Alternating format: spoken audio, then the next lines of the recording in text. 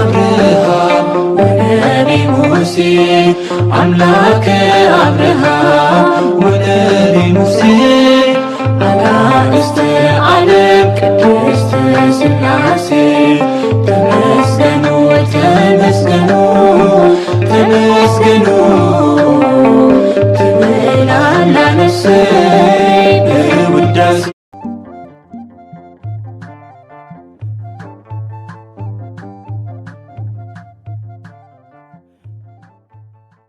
በስመ ሥላሴ ኪርያ ላይሶን ኪርያ ላይሶን ኪርያ ላይሶን።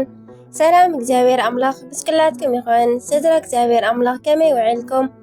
ኣነ እግዚአብሔር ይመስገን። ክብሪ ይስፋሕ መድኃኔዓለም ኣቦይ ልዑል እግዚአብሔር ኣምላኽና ክሳብ ሰዓት እዚኣ እትጸንሕ እስትንፋስ ዓዲሉ ብጸጋን ብጥዕናን ስለዝዓቀበናን ዘጽንሐናን ክብርን ምስጋናን ኣምልኮን ውዳሴን ንዘለዓለም ንዕኡ ይኹኖ ኣሜን። ከምኡውን ነታረሬተ ህሊና ቅድስተ ቅዱሳን ንጽሕተ ንጹሓን ወላዲተ ኣምላኽ ቅድስቲ ድንግል ማርያም ኣደይ ቅዱስ ወዳ ብዝሃባ ክብሪ ክብርን ምስጋናን ንዘለዓለም ንዓ ይኹና።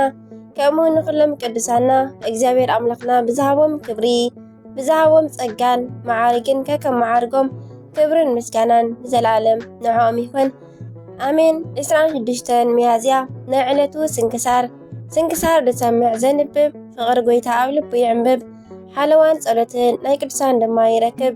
ዝክረ ጻድቅ ለዓለም ይሄሉ ዝኽረ ናይ ጻድቕ ንዓለም እዩ ዝነብር ኣሜን።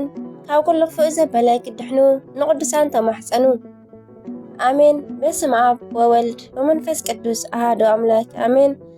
ከምኡውን እንቋዕ ኣብፅሐኩም ናብ ቀዳመ ስዑር ከምኡውን ናብ ብርሃነ ትንሣኤኡ ብሰላም የብፅሐና ኣሜን። ሚያዝያ ዕለት 26 ዝኸብር ዓመታዊ ቅዱሳን በዓላት ሰማዕት ቅዱስ ዮሃንስ። ቅዱስ ዮሃንስ ብ400 ክፍለ ዘመን ዝነበረ ቅዱስ እዩ። ኣቦኡ ጸራቢ ኣምላኺ ጣዖት ናይ ጣዖት ዓጣንን ነበረ።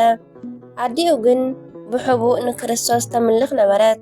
ንወዳ ክርስትና ከተስተምህሮ ደልየት ግን ኣቦኡ ጨካን ስለ ዝኾነ ከይቀትሎ ኢላ ፈሪሓ ዘወትር ንግሆን ምሸትን ናብ ፈጣሪኣ ብንምዓት ትልምን ነበረት። ሓደ መዓልቲ እግዚአብሔር ንህፃን ዮሃንስ ብራእይ ተገልጸሉ ምስጢራት ከዓ ነገሮ መሃሮ። ንዝተወሰነ ግዜ ብዘደንቕ ናይ ክርስትና ህይወት ድሕሪ ምንባሩ ምንም እኳ ዕድሚኡ ወዲ 12 ዓመት እንተኾነ ንኣቦኡ ጣዖት ምምላኽ ኣቋርጾ ኢሉ መኸሮ።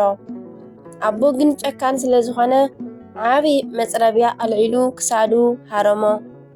ናይ ቅዱስ ዮሃንስ ርእሱ ኣብ መሬት ወደቐት። ኣካሉ ግን ንሓደ ሰዓት ቆይማ ብደሙ ተጠመቐት።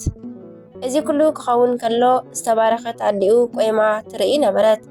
መንፈሳዊት ኣደ ስለ ዝኾነት ግን ኣሓዘነትን ንበረኸት ኢላ ደኣ ኣብ ናይ ወዳ ካብ ናይ ወዳ ደም ተቐብአት። ከምዚ ከዓ በለት፣ ጎይታዬ ሆይ ንዓኻ ዝህበካ ምንም የብለይን፣ እዚ ንጹህ መስዋዕቲ ግን ተቐበለኒ። ቅዱስ ዮሃንስ ብሰማዕትነት ምስ ሓለፈ ንኣቦኡ ርኩሳን መናፍስቲ ኣዕበድዎ። ኣዲኡ ግን ንኣረማዊ በዓል ቤታ ናብ ናይ ቅዱስ ዮሃንስ መቃብር ወሲዳ ወደይ ዮሃንስ ንኣቦኻ ይቕረ ኢልካ ምስ ፈጣሪ ኣማልዶ ኢላ ጸለየት። እዚ ኢላ ንሰብኣያ ካብቲ መቃብር ሓመድ ወሲዳ ቅብኣቶ።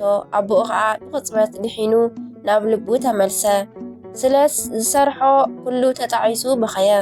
ብሓቀኛ ኣምላኽ ብክርስቶስ ኣምላኽ ድማ ኣሚኑ ተጠሚቑ ብጽቡቕ ክርስትና ናብራ ጸኒሖም ምስ ተባረኸት በዓልቲ ቤቱ ንገነት በቕዑ። ቅዱስ ሱስንዮስ። ከምኡውን በዚ መዓልቲ ቅዱስ ሱስንዮስ ተሰየፈ። እዚ ቅዱስ ኣብ ዘመነ ሰማዕታት ንቤተ ክርስቲያን ብገድሎም ኣብ ዘመልክዕዋ ካስ ጌጣት ወይ ከዓ ካብ ዘጸብቓት ዓበይቲ ሰማዕታት ሓደ እዩ። እግዚአብሔር ኣምላኽና ካብ ሰማዕታት ጽንዓትን ጸጋን በረኸትን ይኽፈለልና ኣሜን። ብጸሎቶም ይደግፉና ኣሜን። ሚያዝያ ዕለት 26 ዝኽበሩ ዓመታዊ ናይ ቅዱሳን በዓላት ቅዱስ ዮሃንስ ሰማዕት ወልደ ጸራቢ፣ ቅዱስ ሱስንዮስ ሰማዕት ሶርያዊ፣ ሰማዕታት ናይ ቅዱስ ሱስንዮስ ማሕበር፣ ኣባ ሰርጋ፣ ኣባ ቅዱስ ይድራስ። ወርሓዊ በዓላት ድማ ኣቡነ ሃብተ ማርያም፣ አቡነ ኢየሱስ ሞዓ፣ አቡነ ሰላማ ከሳቴ ብርሃን፣ ቅዱስ ቶማስ ሰማዕታተ ነግራን። አሜን። ማቴዎስ ምዕራፍ 10 ፍቅዲ ክሳብ 35 ክሳብ 39 ከምዚ ይብል ወዲ ካብ አቡኡ ጓል ካብ አዲኣ መርዓት ካብ ሓመታ ክፈላሊ እየ ዝመጻኩ ንሰብ ከዓ ጸላእቱ ቤተሰቡ ክኾኑ እዮም። እዚ አቡኡ ወይ አዲኡ ካባይ አብሊጹ ዘፍቅር ንዓይ ኣይበቅዕን እዩ። ካባይ ንወዱ ወይ ንጓሉ አብሊጹ ዘፍቅር እውን ንዓይ ኣይበቅዕን እዩ። እቲ መስቀሉ ፀይሩ ደድሕረይ ዝስዕብ ግን ንዓይ ዘይስዕብ እውን ንዓይ ኣይበቅዕን እዩ። ማቴዎስ ምዕራፍ 10 ፍቅዲ 35 ክሳብ 39 አሜን። ስንክሳር ድሰምዕ ዘንብብ ፍቅሪ ጎይታ ኣብ ልቡ ይዕንብብ። ሓለዋን ጸሎትን ናይ ቅዱሳን ድማ ይረክብ። ዝክረ ጻድቅ ለዓለም የሉ ዝኽረ ናይ ጻድቅ ንዓለም ይዝነብር አሜን። ዝወደቀ ዝነጠበ ቃል ኮነ ዜማ በአፈ ቅዱሳን ጥጓን መላእክት ተአረመልይ። ወስብሐት ለእግዚአብሔር ወለወላዲቱ ድንግል ወለመስቀሉ ክቡር አሜን አሜን ለይኩን።